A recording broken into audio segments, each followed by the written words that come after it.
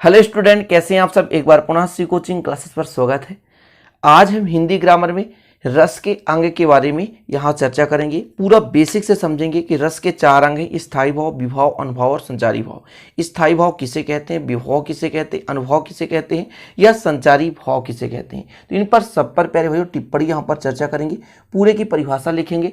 तो आप लोग यदि इसके पहले का वीडियो रस किसे कहते हैं, इस पर मैंने एक वीडियो ऑलरेडी बनाया है जो कि आपको प्लेलिस्ट में मिल जाएगा, उसे आप जरूर देख लेना। रस किसे कहते हैं, तो जैसे हम किसी मान लीजिए नाटक को देख रहे हैं या कोई कहानी सुन रहे हैं, ठीक है, या किसी पाठ लेखन को पढ़ रहे हैं, तो किसी काव्य को पढ़ रहे हैं, देख रहे हैं या सुन रहे हैं, तो पाठक, दर्शक या श्रोतागण को जिस आनंद की अनुभूति होती है उसे रस कहते हैं। यदि आपने परिभाषा नहीं लिखा है तो कोई बात नहीं, यहाँ से लिख लें कि किसी काव्य या साहित्य को पढ़ते सुनते या उसका अभिनय देखने से पाठक, दर्शक या श्रोता को जिस अलौकिक आनंद की अनुभूति होती है उसे रस कहते हैं। इस पर मैंने ऑलरेडी समझाया था, इसलिए आप लोग उस वीडियो को जरूर देख लेना। रस के प्रकार 10 थे, है ना, जो कि स्थायी भाव के आधार पर प्रकार हैं। यदि अंगों की बात की जाए प्यारे भाइयों, तो रस के 4 अंग हैं: स्थायी भाव, विभाव, अनुभाव और संचारी भाव। रस का अंग क्या कहलाता है, तो रस को आस्वाद योग्य बनाने वाले सहायक अंगों को रस के अंग या रस के अवयव कहा जाता है। कुल मिलाकर प्यारे भाइयों, रस क्या है, एक प्रकार का आनंद है, और किसी आनंद को पाने के लिए जिन माध्यम का सहयोग होता है, जिनका सहयोग होता है, उसे हम क्या कहते हैं, रस के अंग, जो कि 4 हैं: स्थायी भाव, विभाव, अनुभाव और संचारी भाव। विभाव भी 2 भागों में बांटा गया है: आलंबन, उद्दीपन, और आलंबन जो होता है आश्रय या विषय होता है। सब पर टिप्पणी चर्चा करेंगे। सबसे पहले बात करते हैं स्थायी भाव।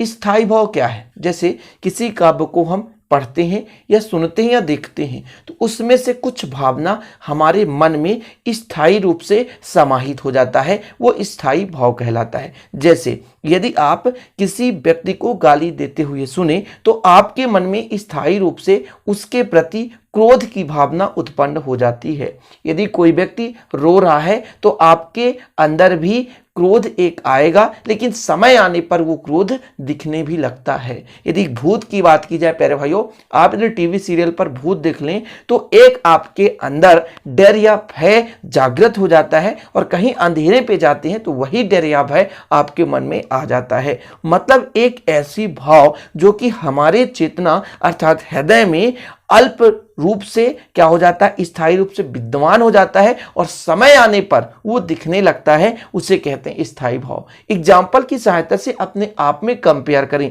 किसी भी टॉपिक को पढ़ते समय प्यारे भाइयों कंपेयर करें कि ये ऐसा हो सकता है, तो याद हो जाएगा। किसी भी घटना को देखते हैं जब आप, या कोई कहानी सुनते हैं, तो उसमें से एक मार्मिक भाव आपके हृदय में समाहित होता है, वही होता है स्थायी भाव। ठीक है ना। तो यहाँ पर आप देख सकते हैं कि हृदय में जो भाव स्थायी रूप से चिरकाल तक विद्यमान रहते हैं, मतलब ये नहीं कि बहुत लंबे समय तक विद्यमान रहते हैं, ऐसा नहीं होता। चिरकाल मतलब कुछ समय तक विद्यमान रहते हैं और उचित अवसर आने पर प्रकट हो जाते हैं, मतलब उसे आप व्यक्त कर सकते हैं, समझ रहे हैं, उसे हम स्थायी भाव कहते हैं। ठीक है।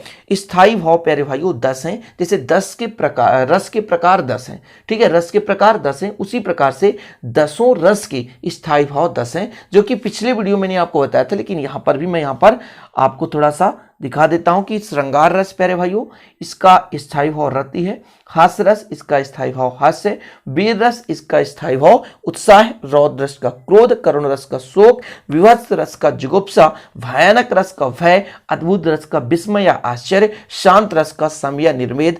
वात्सल रस का वत्सल। ठीक है। तो 10 रस हैं जिनके स्थायी भाव भी 10 हैं। ठीक है ना, क्लियर है। तो स्थायी भाव आपने समझ गया भैया कि जो हमारे मतलब हृदय में अल्प समय के लिए स्थायी रूप से विद्यमान हो जाते हैं, उसे हम कहते हैं स्थायी भाव। तो पहला जो आपका अंग था स्थायी भाव, उसे आप बारीकी से समझ लिए। अब दूसरा अंग देखते हैं विभाव। विभाव किसे कहते हैं, जैसे आपने पढ़ा रस, काव्य को पढ़ते सुनते या देखते समय जो आनंद की अनुभूति होती है उसे रस कहते हैं, ये सिंपल है। अब ये जो रस पढ़ रहे हैं, ठीक है, तो इसे उदित या उद्दीप्त करने वाले सामग्री को हम विभाव कहते हैं। ठीक है, या विभाव क्या है, विभाव रसों को उदित या उद्दीप्त, यानी रस को उत्पन्न करने वाले या रस को उत्पन्न करके प्रेरित करने वाले। उद्दीप्त का मतलब होता है प्यारे भाई किसी चीज को उत्पन्न करना, तो रस को उद्दीप्त या उदित करने वाले सामग्री को हम कहते हैं विभाव। या यहाँ पर आप देख सकते हैं कि स्थायी भावों के उत्पन्न होने वाले कारणों को विभाव कहते हैं। ठीक है ना, कोई भी परिभाषा लिख सकते हैं। एक परिभाषा आप लिख सकते हैं, स्थायी भाव के उत्पन्न होने के कारणों को हम विभाव कहते हैं। मतलब किन कारण से उत्पन्न हो गया। जैसे राम ने सीता को देखा तो प्रेम हुआ, तो राम और सीता के कारण वहां पर प्रेम रस अर्थात श्रृंगार रस की उत्पत्ति हुई। नायक नायिका के मिलन से संयोग रस हुआ तो उसका कारण बन गया, प्रेम हो गया। प्यारे भाई देखो, राम और सीता क्या हुए, ये उदित हो गए, उत्पन्न। और उद्दीप्त कौन कर रहा है, प्रेम। दोनों के बीच प्रेम, तो वो हो जाता है उद्दीप्त। आलंबन और उद्दीपन वही चीज हम यहां पे समझेंगे कि आलंबन क्या है, जिसके कारण वो उत्पन्न हो रहा है। ठीक है, जैसे राम और सीता के बीच प्रेम हो रहा है तो राम और सीता आलंबन कहला गए, लेकिन उसमें जो प्रेम शब्द है वो उद्दीप्त कर रहा है, दोनों को पास में लाने का काम कर रहा है, तो वो उद्दीपन हो जाता है। ठीक है, तो विभाव क्या है, उदित या उद्दीप्त करने वाले सामग्री को हम विभाव कहते हैं, या स्थायी भाव के उत्पन्न होने के कारणों को हम क्या कहते हैं, विभाव कहते हैं, जिनको दो भागों में बांटा गया है, एक आलंबन और एक उद्दीपन। तो आलंबन एक ऐसा कारण होता है प्यारे भाइयों जो कि भाव को आलंबित करता रहता है। ठीक है, जैसे मैंने कहा कि राम और सीता के बीच जो प्रेम है, यानी यहां पे राम और सीता क्या है प्यारे भाइयों, ये है आलंबन। इनको दो भागों में बांटा गया है, एक है आश्रय और दूसरा है विषय।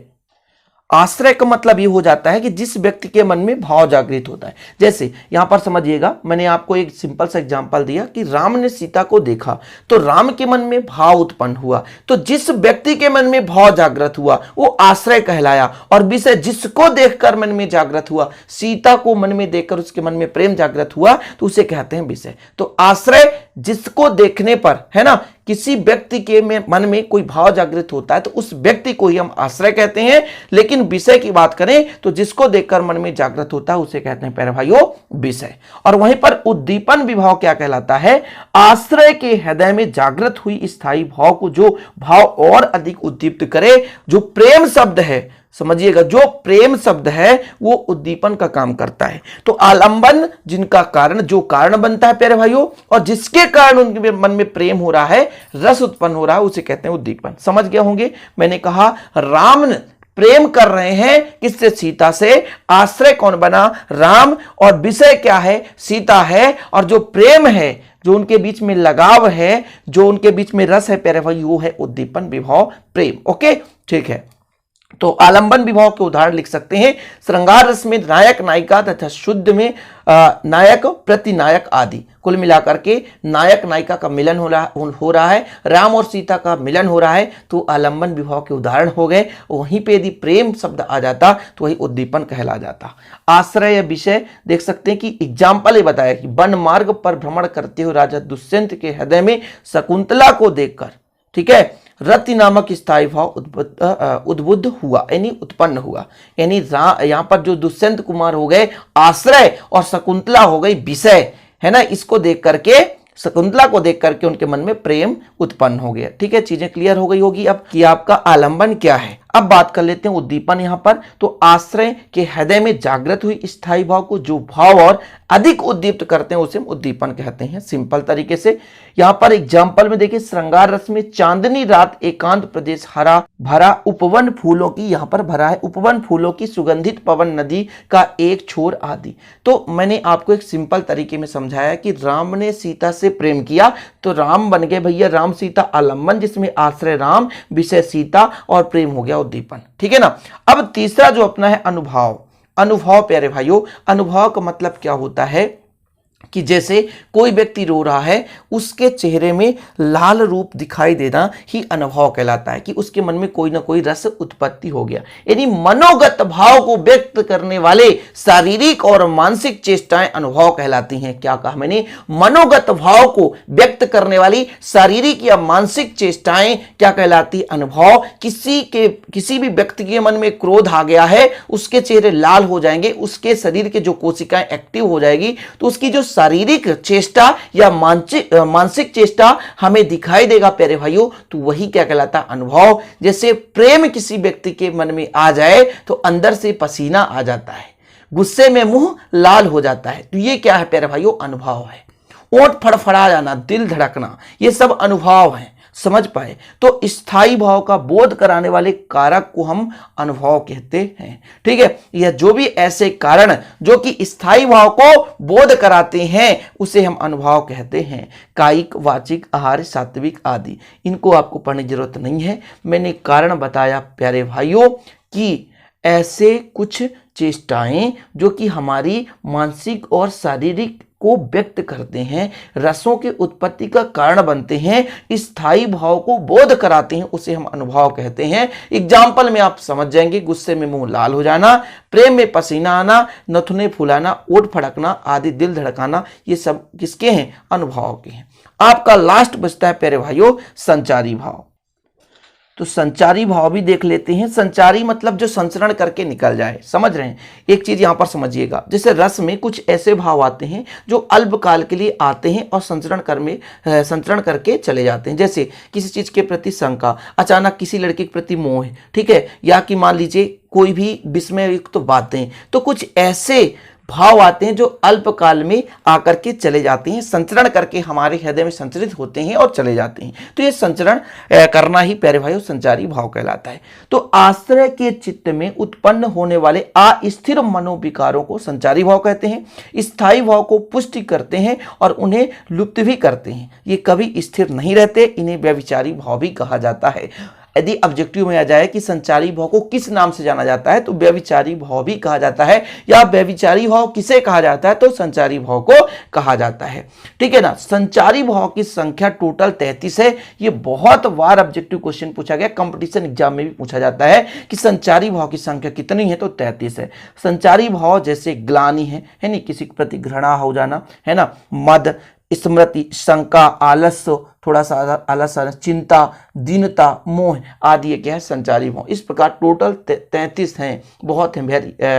व्याधि, मरण, ठीक है, स्वप्न, मद, वितर्क, मति, श्रम, विश्व, स्मृति, इस प्रकार टोटल 33 संचारी भाव होते हैं।